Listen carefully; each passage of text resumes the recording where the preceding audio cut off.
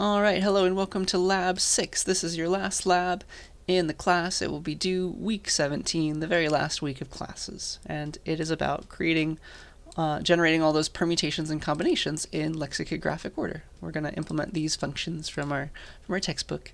And honestly, there's really not much for me to say. It's just, here they are, implement them.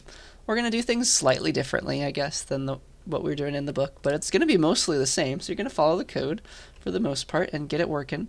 It is not as easy as it seems, unfortunately, but I think it won't be too bad. Not the world's hardest lab. So yeah, let's talk about the write-up, and then I'll come back and circle some stuff on these slides. So yeah, you have a bunch of files. The one that you will be working on is this generation.h file. I have testing files as well. But all you need to do is implement generation.h. The reason it's a header file is because we're going to do templated stuff. All right, so here's some differences between what we're doing and what the book has. So for every sequence that we're given, like we're given a bunch of numbers, we're given a bunch of strings, we're going to use a vector. That's how we're going to encode a sequence inside of C++. That's the normal thing to want to do. I guess your alternative is like use a list or something, list or an array. We're going to use vectors. And we're going to permute, so we're going to generate permutations of more than just the set 1 through n, because that's what it was in the code here. It's like permute the set of numbers from 1 to n, and that's all you get to permute. That's silly. Our code, I think I talked about it a little bit in class, but you could use that idea to permute anything, to permute any original sequence of things. And you can just use the numbers that you generate from the algorithm as indices. And so instead of permuting just a set of numbers or just a set of, and by set I guess I mean vector because order matters, a vector of strings or ints, we can do anything. We can permute a vector of any t, and so we're going to use templates. We're going to permute templated stuff. So generate permutations takes a list of items to permute, a vector of t, templated, and it gives you back all the different ways that they could be permuted. Okay, we're going to permute a vector of elements of type t, as long as those things can be compared and things like that, because that's all the algorithm requires. All right, let's see what else. We're not going to print anything is the next thing. So yeah, there's a return type to genlex permutations. It's not going to output anything, like it says here. Like we're going to get rid of that line and we're going to get rid of that line. Instead of outputting stuff, we're going to build up all of the permutations or subsets in lexicographic order. We're going to make a list of all of them. So every permutation is we're permuting a bunch of items, which is a vector.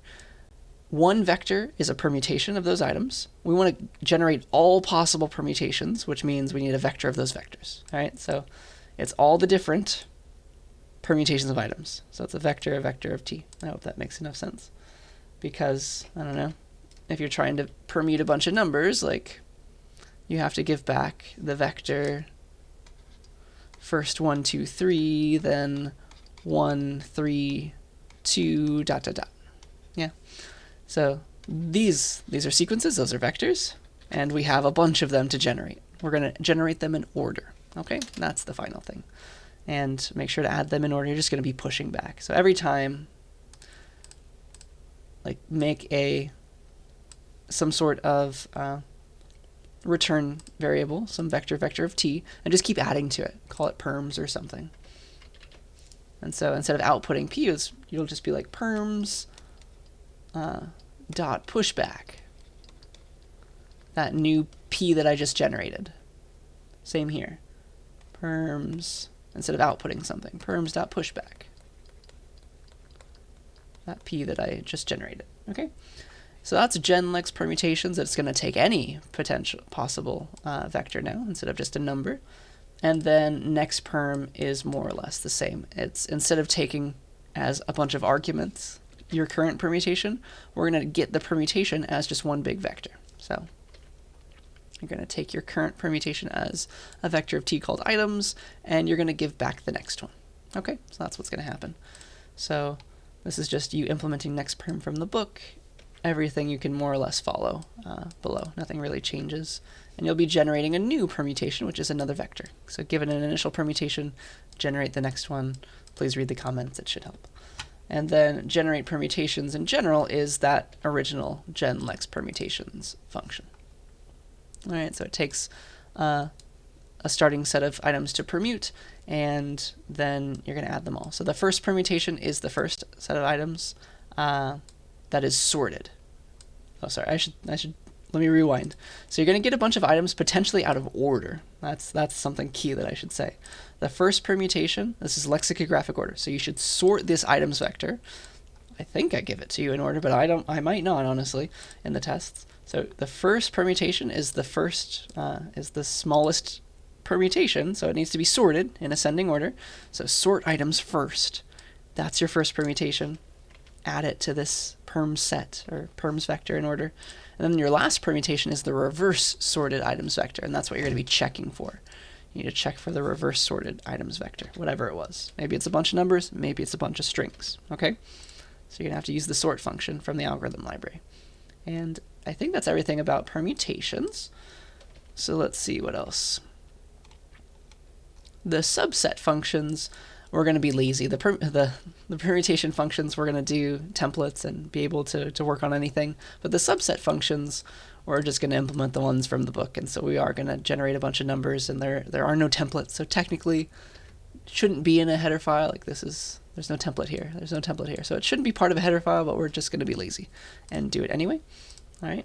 So, yeah, I think that's all I wanted to say here. So this is the next subset and genlex subsets functions.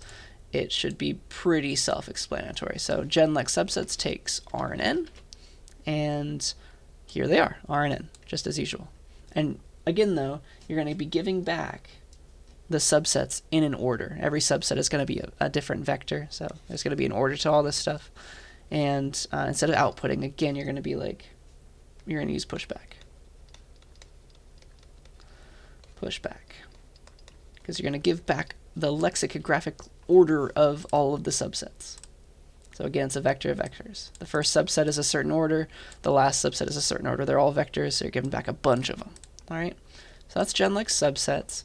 And the next subset is exactly this. You're given an N, as usual, and then you're given your current subset, and I'm calling that S here. So this whole thing is S, your original S. It's your current subset.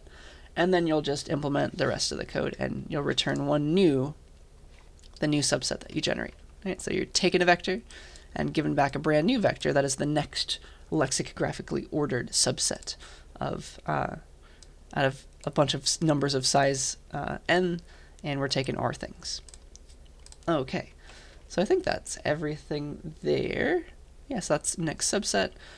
The hardest part, honestly, is going to be like keeping track of these silly indices and doing the right thing with them. Finding these Ks and doing the correct thing with them in order. So it is a bit tedious to like figure it out, but please do some maybe examples on paper like I did to try and get a feel for what these functions are really trying to do with these indices, and that should help, I think. So yeah, that's next subset, genlex subsets. And actually, though the subset functions are not templated, once you have this set up and you can make subsets of numbers like the book is doing, you can use that to generate all the combinations of an arbitrary set of items, because you can use the numbers that you generate as indices into that item set.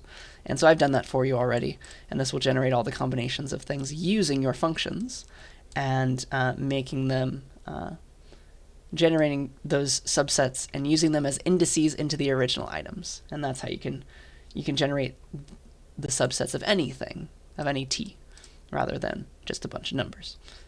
But I think that is more than you need to know right now. So this function is done for you. You are welcome. I think that is everything that I wanted to write on the slides, everything from the code. You're going to implement generation.h stuff. I have a test file that just checks that everything's correct. Like here, it's permuting a bunch of numbers. Here's the correct order. There's a lot of them. I use permutations of strings to make sure it's all working out. Of course, I'm using Pokemon. And then subsets of numbers, as well as generating combinations using your subsets functions and my helper function on top of that. So yeah, that is pretty much everything. Just compile as usual with the makefile, get the tests passing. You don't have to write any of your own. It's just the generation file.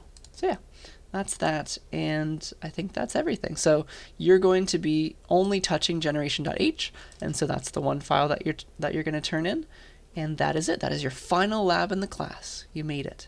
So get these functions implemented in the slightly different way that we're going to do, and that is all. So yeah, yell at me if you have any questions, but I think that's all that I wanted to say. So I will see you later.